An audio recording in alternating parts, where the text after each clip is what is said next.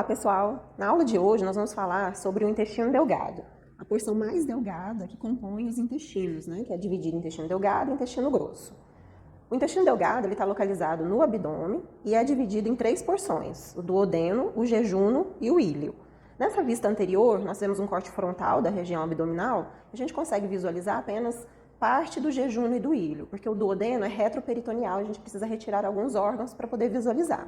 Então eu vou retirar o fígado e o estômago, né? Então tirei o fígado, está aqui o estômago. O duodeno, ele é contínuo com o piloro do estômago, né? Então ele é a primeira porção do intestino delgado, ele tem em torno de 25 centímetros de comprimento e se segue em sua maior parte de forma retroperitoneal, ou seja, ele fica posteriormente ao peritônio que recobre o abdômen, nessa porção mais superior do abdômen. As outras 2 porções mais longas do intestino delgado é o jejuno e o íleo. Eles têm no indivíduo vivo em torno de 7 metros de comprimento e existem algumas formas da gente poder visualizar ou identificar essas partes do intestino delgado, dividindo o abdômen em 4 quadrantes. Os 2 quadrantes superiores, em sua maior parte, contêm o jejuno e os 2 quadrantes inferiores, o íleo. Sendo que no quadrante aqui está tampado pelo aumento maior, mas se a gente retirar, a maior parte do quadrante superior esquerdo contém o jejuno e o quadrante inferior direito contém o íleo.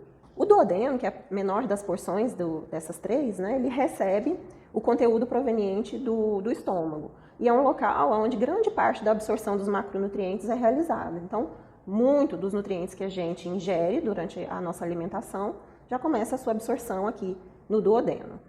Nas demais partes também vai acontecer uma boa parte dessa absorção, né? O restante dos nutrientes que não foram absorvidos no duodeno vai ser absorvido aqui no jejuno e no íleo, e a diferença entre essas 3 partes está basicamente na sua mucosa, que é especializada para esse tipo de absorção.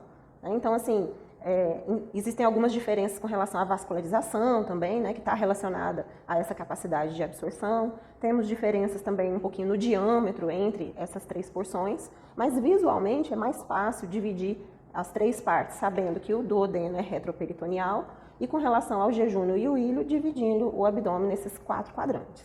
Então vamos falar um pouquinho sobre cada uma dessas porções em peças separadas. Nessa peça, nós temos o estômago e logo em seguida, a partir do piloro, o duodeno, a primeira porção do intestino delgado. Aqui apenas só para a gente visualizar, então, essa continuidade do estômago e do duodeno. Lembrando que todo o conteúdo do estômago passa, primeiramente, né, pelo lúmen do duodeno, onde boa parte dos macronutrientes vão ser misturados com as secreções do pâncreas, que já nós vamos ver, que está aqui medialmente ao duodeno, e também as secreções lá do fígado, né, a bile, que também chega por essa região relacionada ao pâncreas. Já nós vamos ver numa outra peça, que é mais fácil de entender.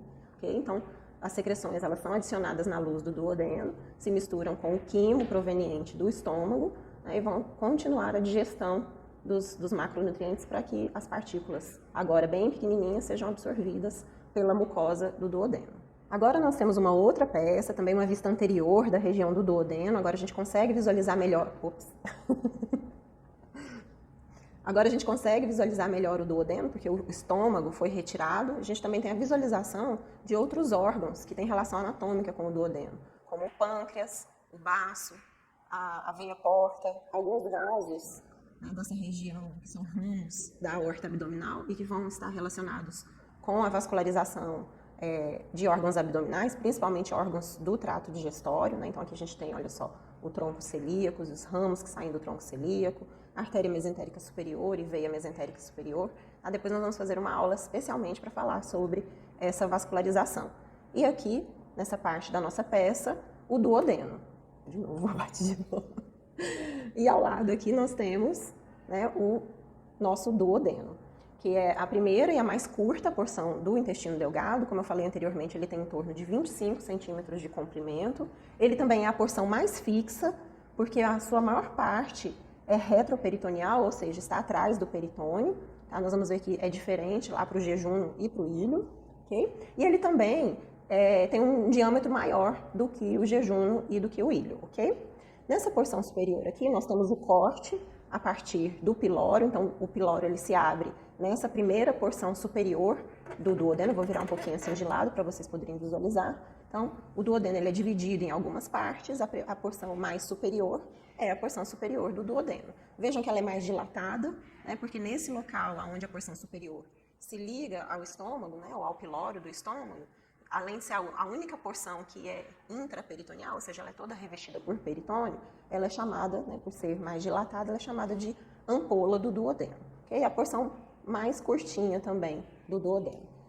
Nesse local, o conteúdo estomacal adentra o duodeno e segue pela porção descendente. A porção descendente, ela faz uma curva em letra C ao redor da cabeça dessa glândula, que é o pâncreas, tá? E é na porção descendente que os ductos pancreáticos e os ductos provenientes lá da região da vesícula biliar se abrem. Já já nós vamos ver quais são esses ductos. Então, aqui nós temos a parte descendente do duodeno. Logo em seguida, a gente tem a parte horizontal, alguns livros também chamam de parte inferior, né? Ou por conta da sua direção, que é horizontal, ou por ela ser a mais baixa desse órgão. E logo em seguida, também vou virar novamente aqui de lado, começa um trajeto ascendente, curto, né? Formando então a parte ascendente. A parte ascendente ela termina assim que se forma essa angulação, onde a gente tem o início do jejum. Essa angulação é chamada de flexura duodeno-jejunal, justamente porque marca, né, o final do duodeno e o início do jejum. Bom, pessoal, então agora está mais pertinho, a gente consegue observar a mucosa que reveste o lúmen do duodeno. Vejam que ela é toda pregueada e essas pregas circundam todo o lúmen do duodeno. Elas são denominadas de pregas circulares. Elas também estão presentes no jejum e no ilho, mas à medida que a gente vai se afastando do duodeno, elas vão se tornando cada vez menos numerosas. Essas pregas, elas estão relacionadas com o aumento da superfície de contato com o quimo que vai passando pelo intestino delgado. Como a maior parte da absorção acontece no duodeno, então a área de contato com o quimo é muito maior aqui no duodeno do que quando a gente compara com o jejum e muito menos com o ilho, né? A superfície lá vai ficando cada vez mais reduzida, certo? Então essas são as pregas circulares, elas aumentam em até 4 vezes a superfície de contato com o quimo.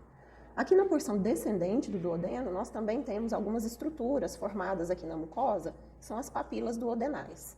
As papilas duodenais são projeções da mucosa formadas pela presença de ductos que estão relacionados ao pâncreas e à vesícula biliar.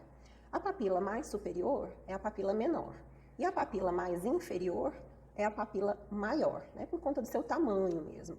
Então, tanto no pâncreas como na vesícula biliar, nós temos ductos que são responsáveis pela secreção da bile e do suco pancreático, e quando eles adentram a parede do duodeno, eles forçam a parede, né, formando essas projeções denominadas de papila, né, como se ela empurrasse mesmo a parede do duodeno, formando essas projeções, tá certo?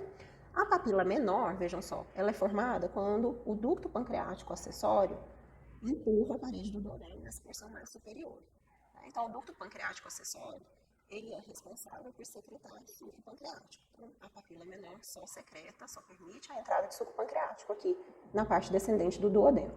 Já a papila maior, ela é formada geralmente pela fusão desse ducto verdinho, que é o ducto colédoco, com o ducto pancreático principal. O ducto colédoco, vejam só, vou mostrar para vocês, ele perfura a cabeça do pâncreas para entrar aqui no duodeno, né? Mas ele está vindo aqui por trás, ó. Numa vista posterior, a gente consegue ver a continuação do ducto colédoco. Vou voltar aqui na vista anterior e vejam só a continuação dele aqui superiormente, olha só. Ele está vindo, né, da união do ducto cístico com o ducto hepático comum, que está trazendo bile da vesícula biliar e também do fígado, que estaria aqui em cima. Nessa peça ele não está presente, mas aqui em cima a gente tem o fígado. Então o ducto colédoco, olha só, ele traz a bile, né, para ser secretada lá na parte descendente do duodeno. Só que antes, geralmente, o ducto colédoco se funde com o ducto pancreático principal para formar a ampola hepatopancreática, essa porção mais dilatada, né? E aí é a ampola que empurra a parede do duodeno para formar a papila maior do duodeno. Então, no caso da papila maior, a gente tem, quando ela se abre, né, pelo seu ósseo, ela vai secretar tanto bile, por conta do ducto colédoco, e suco pancreático, por conta do ducto pancreático principal. Bom, então essas secreções, ao serem adicionadas à parte descendente do duodeno, se misturam com o quimo que está passando por essa região, e o que não foi digerido ainda continua, né, pelos movimentos peristálticos, seguindo pelas demais porções do duodeno, até chegar no jejum. Então agora eu vou pegar uma outra peça para a gente observar características do jejum e do ilho. Bom, então voltamos para o nosso abdômen, né? Nós vimos aqui então algumas características do duodeno, vimos que a maior parte do duodeno é retroperitoneal, ele está relacionado com a parede posterior do abdômen. Já o jejum e o ilho se projetam anteriormente e por conta disso passam a ser revestidos pelo peritônio, né? Então a camada mais superficial das alças intestinais do jejum e do ilho são intraperitoneais, né? Porque eles se projetam então anteriormente em relação à parede posterior do abdômen. Se você tiver dúvida como que isso acontece, dê uma olhadinha na palestra que a gente tem gravado sobre parede abdominal, tá certo? Lá tem toda a explicação de como que os órgãos retroperitoneais e intraperitoneais se formam. Então as alças intestinais do jejum e do ilho são intraperitoneais. Eu vou retirar essa parte da peça para a gente poder visualizar melhor algumas características. Então vejam só, pessoal, vou retirar essa parte da peça para a gente analisar, olha só, aqui a vista posterior, o peritônio preso à parede posterior, aqui é o local onde ele foi cortado, e a parte em que ele se projeta para revestir as alças intestinais.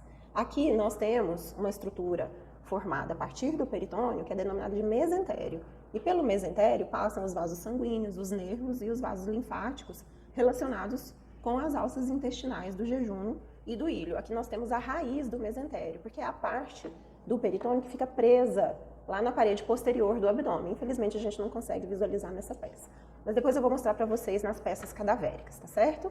Então aqui, olha só, nós temos a serosa, o peritônio, né, que vai se projetar anteriormente para envolver essas alças intestinais. E por permitir a passagem dos vasos sanguíneos, nervos e linfáticos, essa estrutura forma, então, o que a gente conhece como mesentério do intestino delgado, ok? Então, é apenas por conta do mesentério que as alças intestinais ficam presas na parede posterior do abdômen. Porém, como o mesentério se projeta anteriormente, a gente consegue movimentar essas alças intestinais. Já as estruturas retroperitoneais, elas ficam encostadinhas na parede posterior do abdômen, né? Revestidas anteriormente pelo peritônio, e por conta disso, elas não são móveis, porque não tem mesentério, ok?